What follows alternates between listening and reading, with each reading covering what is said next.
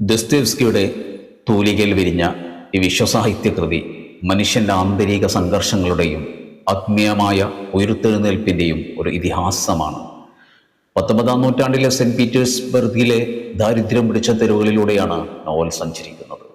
നിയമവിദ്യാർത്ഥിയായ Raskolnikov എന്ന യുവാവിൻ്റെ മനസ്സിൽ ഉടലെടുക്കുന്ന സാധാരണ മനുഷ്യൻ എന്ന വികലമായ ചിന്താഗതിയാണ് കഥയുടെ ആധാരം. ലോകത്തിൻ്റെ നന്മക്കായി ചില അനാവശ്യ മനുഷ്യരെ കൊന്നുകളയുന്നതിൽ തെറ്റില്ലെന്ന ചിന്തയിൽ അയാൾ ഒരു വൃദ്ധയെ കൊലപ്പെടുത്തുന്നു. എന്നാൽ കൊലപാതകത്തിന് തൊട്ടു പിന്നാലെ അയാൾ അനുഭവിക്കുന്ന ഭീകരമായ മാനസികമായ വ്യതകൾ നോവലിനെ മറ്റൊരു തലത്തിലേക്ക് ഉയർത്തുന്നു. നിയമത്തിൻ്റെ ശിക്ഷയേക്കാൾ കഠിനമാണ് സ്വന്തം മനസാക്ഷിയോട് പൊരുതേണ്ടി വരുന്നത് എന്ന അവസ്ഥയാണ് നോവലിലൂടെ ഇവിടെ സമർത്ഥിക്കുന്നത്.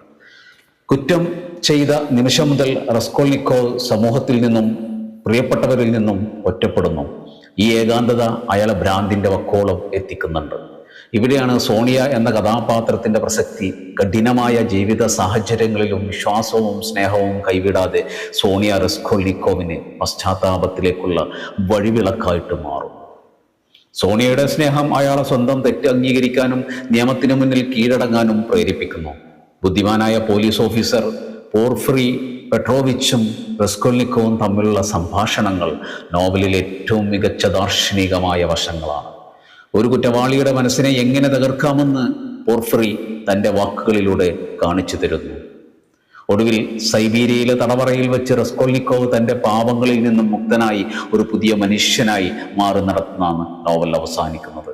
കുറ്റത്തിന് പിന്നാലെ വരുന്ന ശിക്ഷ കേവലം തടവുവാസമല്ല, മറിച്ച് ആത്മാവനുഭവിക്കുന്ന നീറ്റലാണെന്നും സ്നേഹത്തിലൂടെ മാത്രമേ അതിൽ നിന്ന് മോചനമുള്ളൂ എന്നുള്ള വലിയൊരു സത്യമാണ് ദസ്തയേവ്സ്കി ഈ കൃതിയിലൂടെ ലോകത്തിന് പകർന്നു നൽകുന്നത്.